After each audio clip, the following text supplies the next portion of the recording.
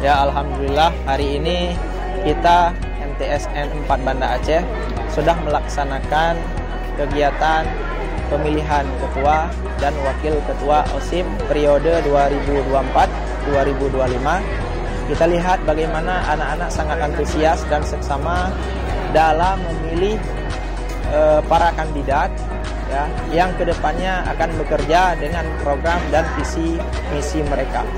Dalam kaitan ini kita dapat melihat bahwa anak-anak sudah bisa menentukan hak pilihnya, di mana mereka diberikan kesempatan untuk dapat melakukan demokrasi ya di usia yang masih belasan tahun, dan mereka akan mempersiapkan demokrasi ini untuk menentukan calon-calon pemimpin kedepannya di negeri kita.